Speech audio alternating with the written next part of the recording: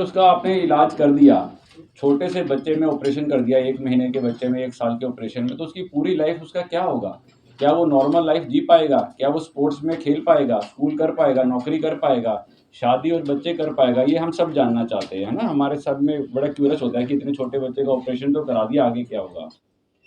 तो इस बारे में गांधी जी की बड़ी फेमस कोट थी कि ए सोसाइटी, कोई भी सोसाइटी का डेवलपमेंट हमें कैसे पता चलता है कि हम अपने बच्चों को और जानवरों को कैसे ट्रीट करते हैं। तो सोसाइटी का इंफ्रास्ट्रक्चर अच्छा है, हम एक डेवलप्ड सोसाइटी में रहते हैं। अब मैं आपको बताता हूँ बच्चों में दिल के सुराग कैसे होते हैं। देखो ये बच्चों का हमने हार्ट खोल के रखा हुआ है, साइड से अगर इसको खोलें तो इसमें 2 चैम्बर होते हैं कि ऊपर वाला चैम्बर जिसको एट्रियम बोलते हैं, नीचे वाले चैम्बर को वेंट्रिकल बोलते हैं।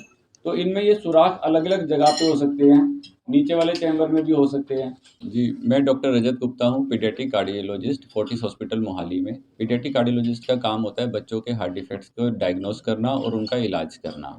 तो आज की हम प्रेस कॉन्फ्रेंस कर रहे हैं अपने एक स्पेशल केस के लिए। स्पेशल वो इसलिए है क्योंकि उसका बर्थ वेट बहुत कम था, 1.3 केजी प्री टर्म था और उसको एक बहुत क्रिटिकल हार्ट डिफेक्ट थी जिसको इलाज के बिना उसका सर्वाइवल पॉसिबल नहीं हो पाता। उसके लिए अच्छा हुआ कि बर्थ के बाद उसको जो सिम्टम्स आए डॉक्टर्स ने उसको पहचान कर डायग्नोज कर लिया कि उसको क्रिटिकल हार्ट डिफेक्ट और उसे इमीडिएटली इलाज की ज़रूरत है। उसको लाइफ सेविंग मेडिसिन स्टार्ट की, यहाँ पे स्टेबल किया, फिर इतनी दूर चंडीगढ़ में हमारे पास फोर्टिस हॉस्पिटल मोहाली में शिफ्ट किया। वहाँ पे हमने उसको और स्टेबल किया क्योंकि ट्रैवल करते करते बच्चे की हालत थोड़ी सी और बिगड़ जाती है। फिर उसकी इमीडिएट इमरजेंसी बैलून एंजियोप्लास्टी हमने की। उसकी एक नस में सिकुड़न थी जिसको हमने बैलून एंजियोप्लास्टी से खोल दिया। नस में सिकुड़न के कारण बॉडी के नीचे वाले हिस्से में ब्लड नहीं जा पा रहा था और ऊपर वाले हिस्से के ऊपर एक्सेसिव लोड था, हार्ट के ऊपर भी लोड था, हार्ट फेल हो रहा था। नस को खोलते ही उसके सिम्टम्स इम्प्रूव हो गए। उसको हमने अगले 1 या 2 दिन में वेंटिलेटर से निकाला और 3-4 दिन में छुट्टी भी कर दी थी।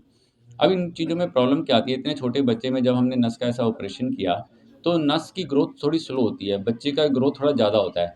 तो रिलेटिव नस में दोबारा से 1 महीने के बाद सिकुड़न आई, उसको हमने दोबारा से एंजियोप्लास्टी की। इस बार क्योंकि हमें पहले से पता था बच्चा वैसी स्टेज पे नहीं पहुँच पाया जैसे वो पहले था। स्टेबल बच्चा था, हमें दिखाने आया, हमने देखा नस में थोड़ी-सी सिकुड़न दोबारा आ गई है, दोबारा एंजियोप्लास्टी की। अब वो बच्चा बिल्कुल ठीक है, अभी 4-5 मंथ्स का हो गया है, उसका वेट बहुत अच्छा गेन हो रहा है, वो बहुत प्लेफुल बच्चा है, बहुत सुंदर बच्चा है। तो इस कंजेनाइटल हार्ट डिफेक्ट्स की जागरूकता फैलाने के लिए, लोगों में अवेयरनेस फैलाने के लिए कि इनको टाइम पे डायग्नोस करना चाहिए और डायग्नोस करने के बाद टाइमली ट्रीटमेंट पॉसिबल है और हमारे इंडिया में अच्छे सेंटर्स हैं जहाँ पे बच्चे का इलाज हो सकता है और बहुत ही अच्छी क्वालिटी से हो सकता है। थर्ड थिंग, ऐसे बच्चों का इलाज करने के बाद आगे लाइफ बिल्कुल ठीक रहती है। 98% ऑफ द बच्चे नॉर्मल लाइफ अपनी जी पाते हैं। Thank you. डॉक्टर साहब क्या कहेंगे, क्या ऐसा कुछ रहता है इसमें, कोई जेनेटिक कोई ऐसा? बहुत कम केसेस में जेनेटिक भी रहता है, बिल्कुल रहता है और बाकी जिनको हम बोलते हैं कि जेनेटिक नहीं है या इसका कारण नहीं पता, हो सकता है आगे चल के उनका भी कोई जेनेटिक एसोसिएशन निकल आए। बट एट प्रेज़ेंट 1 टू 2% बीमारियाँ जो हैं जेनेटिक रहती हैं, बाकी 98% में हमें कारण नहीं मालूम होता है क्यों हुआ है। जैसे आपने बताया कि 2 बार इस बच्चे की सर्जरी की गई, 2 बार नाड़ी को काट कर ऐसा किया गया। क्या बच्चा जब ग्रोथ कर रहा है तो दोबारा से क्या ऐसा हो सकता है? फर्स्ट ईयर में देखो बच्चा जब पैदा होता है 1 या 2 किलो का होता है, 2.5 किलो का होता है। जब 1 साल का पूरा हो जाता है तो उसका वज़न 10 किलो होता है। उसके बाद ग्रोथ स्लो हो जाती है। तो पहले साल में ग्रोथ बहुत फ़ास्ट होती है बच्चे की। तो पहले साल में नस की जो ग्रोथ है बच्चे की ग्रोथ से कई बार मैच नहीं कर पाती। तो ये प्रॉब्लम अगर रिपीट आती है तो जनरली फर्स्ट ईयर में ही आती है। तो एक आधी बार उसको हो चांस हो सकता है कि हमें दोबारा एंजियोप्लास्टी करनी पड़े। सर, अब जम्मू में ओपीडी करनी है। प्लान है जी जम्मू में महीने में 1 बार ओपीडी करने का।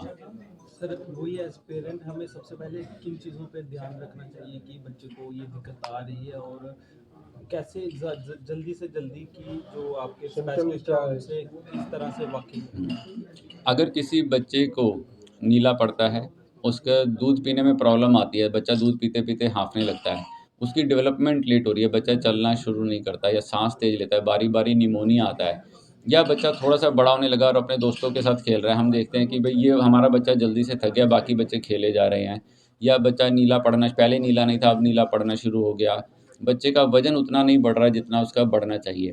तो ये बड़े इनिशियल लक्षण हैं किसी भी बच्चे में हार्ट के डिफेक्ट होने के। इनको हमें पहचान के मतलब डॉक्टर से कंसल्ट करना चाहिए।